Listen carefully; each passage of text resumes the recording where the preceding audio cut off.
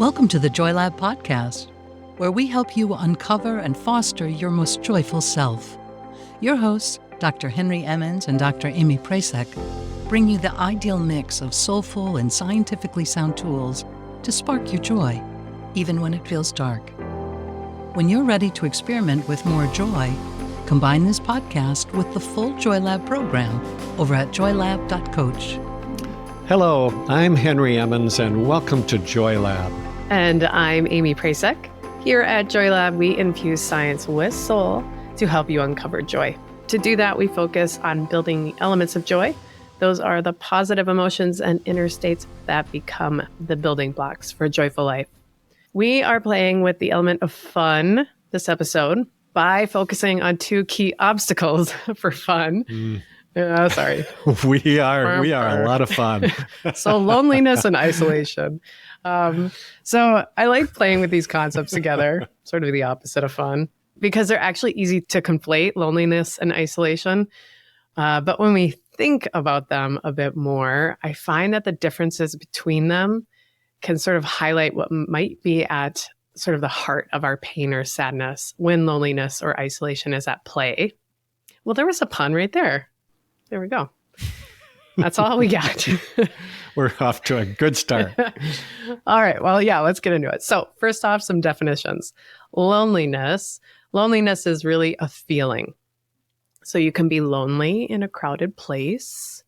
You might feel alone, disconnected. You might feel separate.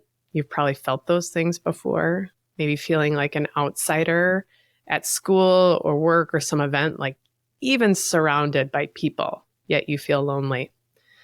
Now, isolation, and really in the context of what we're talking about here, social isolation, isn't really about the feelings of separateness, but the actual separation of ourselves from others. So it refers to like a true lack of social connections. And this can happen for a ton of reasons, some completely outside of our control. Like if you can't drive and public transportation is difficult as well, or you have a medical condition, or recent phenomena here amidst COVID, you weren't able to maintain connections with technology. We saw a lot of issues with that during the COVID height. But what we're focusing on here is really isolation at our own hands, consciously or unconsciously. The other thing to note is that you can be socially isolated and not lonely. We're a social species, but there are times for when that works out just fine, and we'll talk a little bit more about that later. I like that distinction that we're looking right now at the kind of isolation that we have some agency over, that it's got something to do with ourselves. We have possible ways out of it. So, there you go. And I also agree that loneliness and isolation are not exactly the same thing. I think of them a little more like maybe two sides of the same coin. Sometimes, frankly, I do want to be alone. Yep. But most of the time, I crave connection just like everybody else, or at least most everyone else. When you want to feel connected and you aren't, then you might see yourself or perceive yourself as being isolated. That is a perception. And then you might feel lonely. That is the emotion. And as I think we all know, it can be a very painful emotion. It can hurt. Our need for connection is so great and so strongly woven into us, really into the fiber of our being, that when we don't have it, it's pretty hard to survive, actually, much less to thrive. So, yes, we are talking about it right now as a barrier to fun and play, and it is. But really, you could say it's a barrier to everything that gives us joy. Loneliness can just take us down in so many different ways. Yeah, I think it's actually surprising how it can take us down so completely. Maybe an example here comes from the new call from U.S. Surgeon General Dr. Vivek Murthy. This was the national strategy to advance social connection that he announced to address the very real public health problem of isolation and loneliness. And this matters because these things take us down, like you said, Henry. Loneliness and social isolation are linked to an increased risk of pretty much every not great health outcome you can think of. It's wild. Just some examples here. Social isolation increases the risk from premature death from all causes at rates similar to smoking, obesity, and lack of physical activity. That just blows my mind, right? There's research with folks in heart failure who report loneliness. Those individuals are 4 times more likely to die from their condition compared to those who do not report loneliness. Isolation is associated with a 50% increased risk of dementia. Really? Yeah. Wow. About a 30% increased risk for heart disease and stroke. I could keep going here. I'll end with folks who are lonely have higher rates of, this one's pretty obvious, depression, anxiety, and suicide. Yeah. So there's like a lot of crossover in the data here with loneliness and isolation. But the point is that feeling lonely or being socially isolated is not uncommon, and it can be really damaging for our well-being. Here's just a quote from Dr. Murthy regarding this call. He said, "Given the profound consequences of loneliness and isolation, we have an opportunity, an obligation to make the same investments in addressing social connection that we have made in addressing tobacco use, obesity, and the addiction crisis." Wow. I love that. Yeah, it's pretty awesome. And there's a bunch of recommendations here from a public health perspective, which ultimately are cost saving for society, for all of us. So when we step back and look from an individual perspective, and assuming we have the structures and abilities to be socially connected, talked just a bit about that earlier, then we all have a lot of control actually here to address our loneliness. So at the same time, there are paradoxes at play. We feel the pull, the desire of connection because we are social species, yet we separate ourselves, sometimes for some really good reasons. Like for me, I really need alone time to refill my tank. I need to purposefully isolate to come back to balance when I feel off. That's something that really helps me. At the same time, separation is counter to our instinct, to our wiring. So amidst sort of all the humans milling around and all the opportunities to connect, again, assuming we are able, it is so common to feel lonely. Just actually one last piece of research here. There's a 2020 report from the National Academies of Science, Engineering, and Medicine. They found that more than 1/3 of US adults over the age of 45 feel lonely. And if you're under that age and saying me too, you're not alone either. The feeling of loneliness is increasing in nearly every age bracket as well. Wow. 1/3. Right. You know, it seems so contradictory to me that there are a lot more people in the world today than ever before, with a lot more tools to connect with each other, really, if you think about it. And yet, people are lonelier than ever. And there is more depression and anxiety than ever. So I think it's really reasonable to ask, what is going on here? You know, I talk a lot about the range of causes of depression, which I call the enemies of joy. And I think of these things as these various factors that disrupt our natural, inborn capacity for resilience and happiness and meaning. I think those things are all kind of part of our infrastructure too.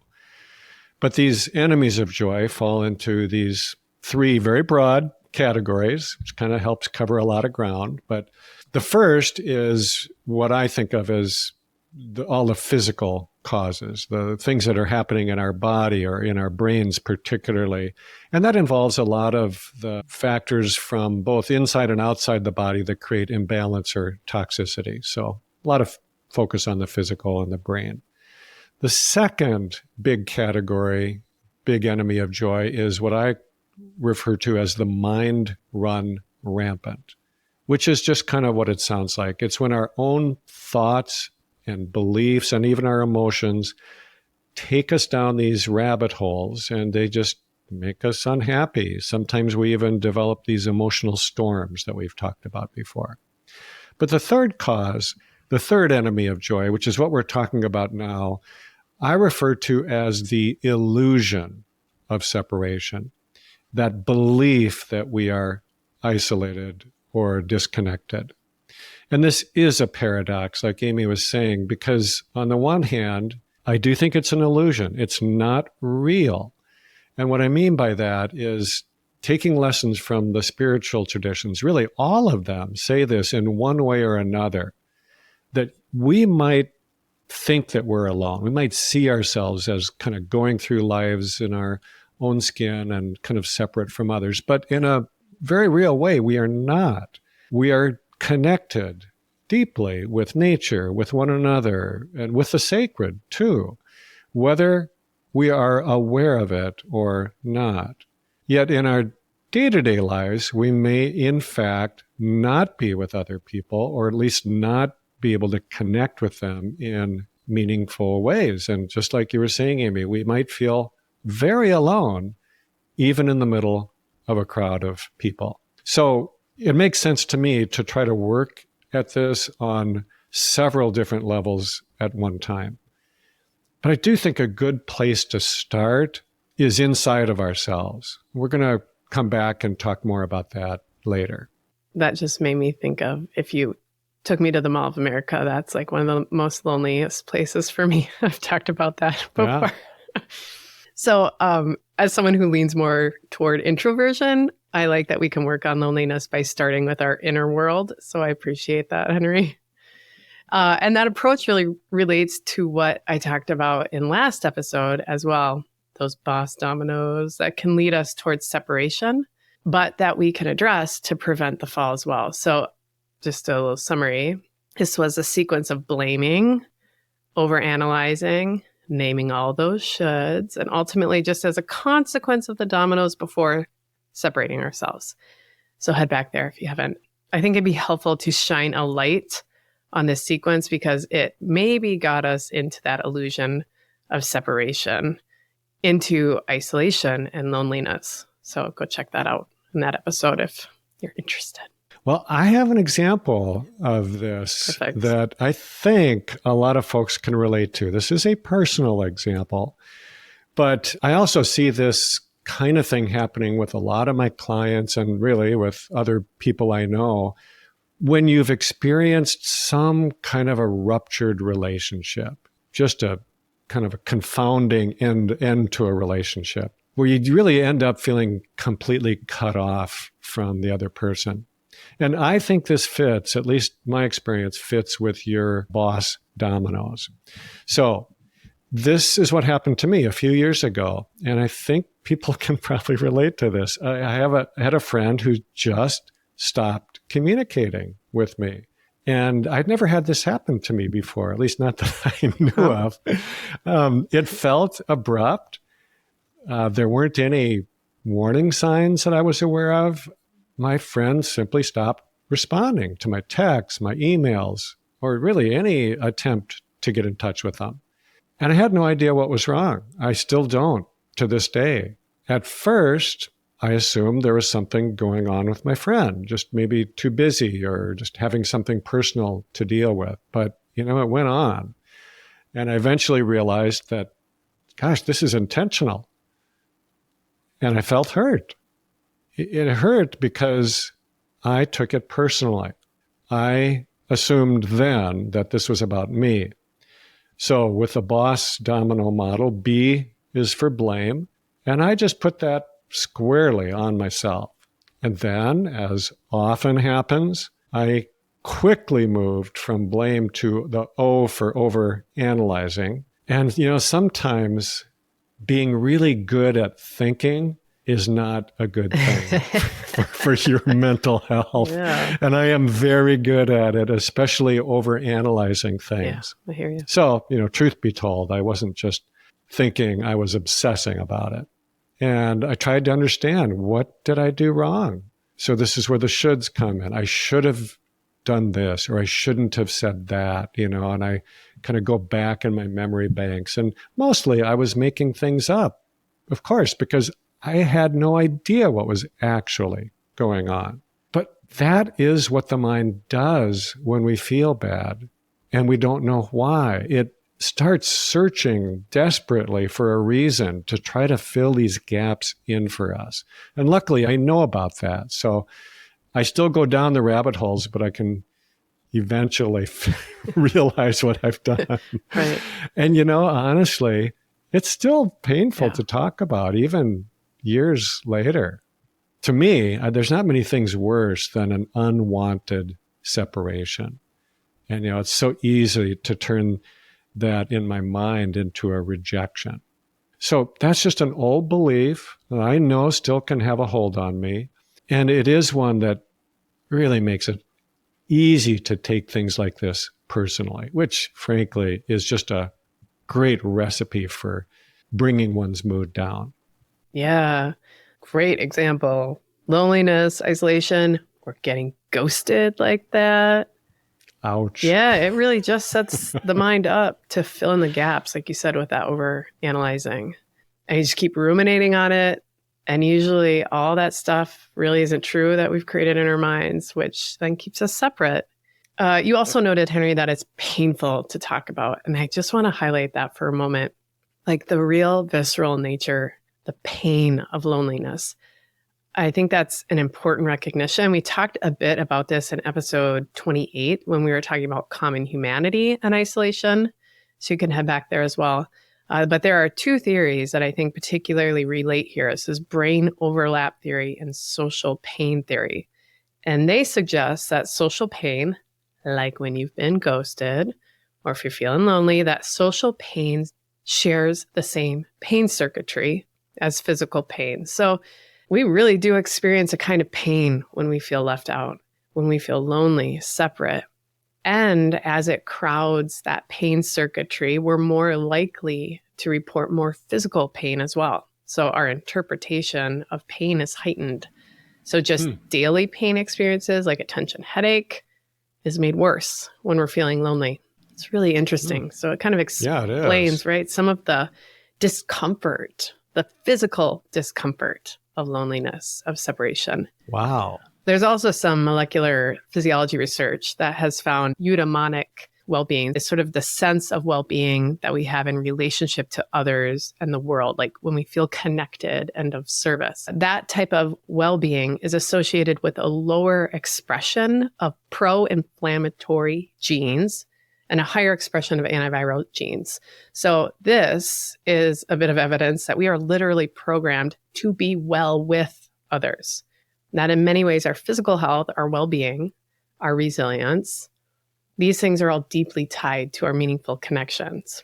When we're feeling lonely or we've just been ghosted, sorry, I don't mean to keep pressing that button on you, Henry. Yeah, stop. Sorry, man. But it shuts off a channel for our well-being. I'll stop talking about it. But we've all been there, right? We've felt it or we've done it. In either way, you've created that separation and it shuts off the nourishment for us of being connected. And it shuts off the interaction and the monitoring that we expect from being connected. I think that's interesting, right? We are made to interact and monitor our world with others, to navigate much of our suffering with others, to celebrate our successes with others. And when that channel gets cut off, I feel like we just keep looking into that dry channel. The source might be dried up, but we never lose that desire for connection. So let's pivot though. Let's get out of this trench, this dry trench. We can open that waterway back up. We can open up that channel again. So let's get into that, Henry, like with a key strategy for us right here. Okay. So you talked about this as a visceral experience. Yeah. And I think that is literally true. I think these kind of things affect us in our gut, in our connective tissue, in our heart. And I think we can actually use this visceral experience to our advantage. So in that sense, we can see it as a gift rather than something we don't want, a pain that we want to push away. So to do this, I'm going to turn to my good old reliable, tried and true system to navigate out of these kind of closed off channels. And I like it for myself because it is so simple.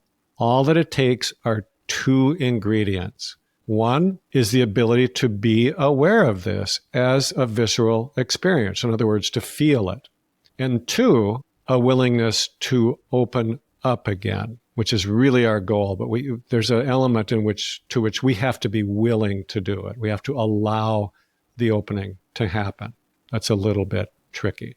But here's how it works for me. So first, I just tune in to my felt experience. This is physical. And for me, it's in the midsection, somewhere between the neck and the groin, but often it's the chest and the belly. And it feels usually like a constriction, like there's a tightening up in this part of my body. And I have learned to just see this as a signal that this is telling me that something is off inside, like I've shut down something or something is shutting me down. Now, this is not hard to sense at all. All you need to do is to turn your attention to your chest or your gut and ask yourself, what do I feel in this moment? And then if you want to, you can refine that a little bit. Is it a sense of tightening or a sense of openness or expansion? Is there a closing or an opening? And remember, you don't need to think about this. This is not a mental exercise. This is just a tuning in and an awareness. You don't need to figure anything out. Just feel it. And then comes step 2, which for me is a fair amount harder, but it's still, with practice, it's very doable. And that is to start out, you don't want to judge anything. So you don't need to say something like, man, I'm doing it again. Here I go again. Or my friend betrayed me. You don't need to find anything wrong with yourself or with the other. So I can simply ask myself then, am I willing to stay open? And just by bringing that awareness, that intention to it, I find that I can, with just a little bit of acceptance, and even at the tiniest of openings, I can keep myself a little bit more open and maybe even open them back up again more than before. So that's all that it is. It's sense and release. Notice and accept. So you let the feeling touch you, but you don't hold on to it. You just let it touch you lightly, and then you let it go. Because unless we are truly isolated, really, really just cannot have any contact with people, we do participate in our own loneliness. It is not our fault. We're not doing it on purpose, but we are participating somehow by allowing ourselves to get closed off and stay that way. So all we can do in that moment when we're hurt is to try to stay open.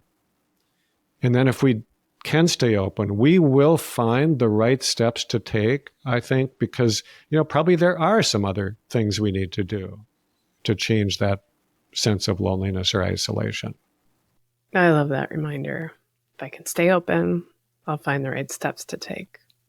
When I'm open, I can see the possibilities. I can see folks who might be able to help. I can just practice staying open. We actually have a nice meditation over at our Resilient community for this as well, sort of tuning into those sensations, that body awareness. I'll link it in the challenge for this episode. So join us in the community if you haven't yet. We have lots of extra tools to support your resilience. And by joining, you keep this podcast alive. So we're grateful for that. Well, to start wrapping us up, at the beginning of the episode, I noted that we can be isolated and not lonely. And I said how I really need alone time to kind of recharge.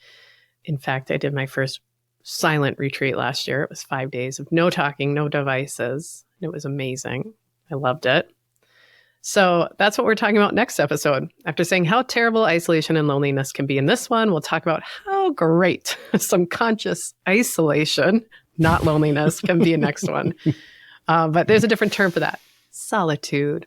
Sounds better than conscious isolation. A very conscious choice, though, to step away from the world. Well, I am looking forward to this, Amy. I am usually very social, yes. But every once in a while, I long for solitude. So I just can't wait to dig into this next time. Yeah, I think we all do a little bit. Even you extroverts. I think you'll resonate with this. It can be powerful, solitude. So to close our time today, I want to turn to some wisdom from Einstein. He really, in my opinion, understood the science and soul of connection. Here's what he wrote. A human being is part of the whole, called by us universe, a part limited in time and space. They experience themselves, their thoughts and feelings, as something separated from the rest, a kind of optical delusion of their consciousness. This delusion is a kind of prison for us, restricting us to our personal desires and to affection for a few persons nearest to us. Our task must be to free ourselves from this prison by widening our circle of compassion to embrace all living creatures and the whole of nature and its beauty. Nobody is able to achieve this completely, but the striving for such achievement is in itself a part of the liberation and a foundation for inner security. Thank you for listening to the Joy Lab podcast. If you enjoyed today's show, visit joylab.coach to learn more about the full Joy Lab program. Be sure to rate and review us wherever you listen to your favorite podcasts.